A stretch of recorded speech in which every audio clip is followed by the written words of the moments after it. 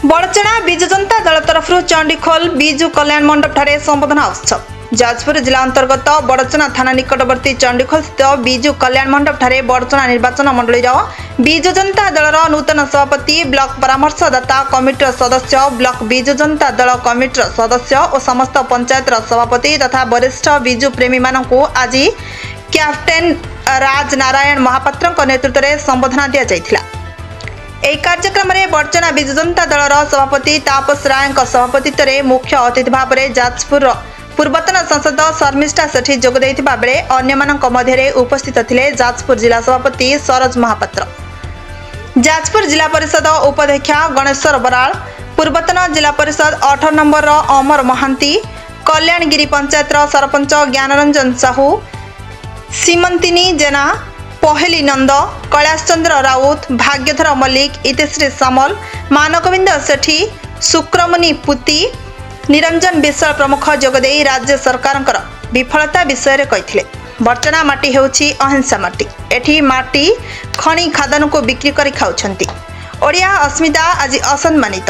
माँ मानकु आज असम्मान करा जाउछि। आज शासन और प्रशासन चुप। समस्ते आम विजु जनता दलर कर्मी माने एकाठी हेबा एभली अन्याय विरुद्ध रे कोल्ला ठारू कोलणीगिरी पर्यंत लड़ाई जारी रखिबा। देखंतु पवित्र देवस्नान पूर्णिमा अवसर रे आज बड़चना रे विजु जनता दलर नूतन भाव में मनोनीत होइथिबा समस्त कर्मकर्ता मानक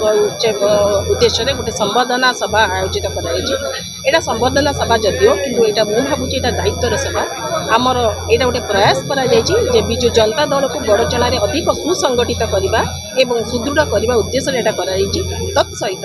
जनसाधारण निकट में बीजेपी सरकार जो मिछ प्रचार मिछ प्रतिश्रुति से जो जनसाधारण को देते ताहा मध्य लोकलोचन को आनिबा पई एटा गोटे प्रयास कराइछि।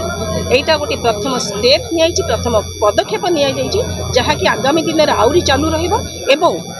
भविष्य में विजु जनता दलर विजयर यात्रा को सुनिश्चित करने जो पदक्षेप नियाइछि मोर विश्वास ए जनसाधारण निश्चित भाव में सामिल हेबे। कैप्टन राज पंचायत दिन दायित्व नहीं आम ग्राउंड लेवल पहुँचु कर्मकर्ता कर्मी भाई अच्छे सजग अच्छा जो भाई मैंने आम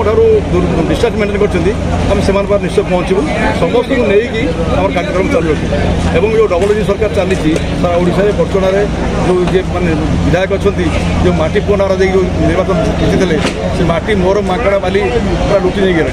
ता विरुद्ध में आम मानने स्वर चालू रही रज पर 20 तारीख पर आम प्रति पंचायत गठन हम अक्टोबर जो गांधी जयंती जो आम पदभार हुए दलर सभापति अच्छा माननीय मुख्यमंत्री नवीन पट्टनायक जो स्टैंडिंग ऑर्डर अच्छे दलर से कार्यक्रम चालू दीर्घ 2 मास चलो पदयात्रा चालू आम घरे घरे पहुँचू समस्त घर पहुँचू कैप्टेन राजेन्द्र महापात्र निर्देश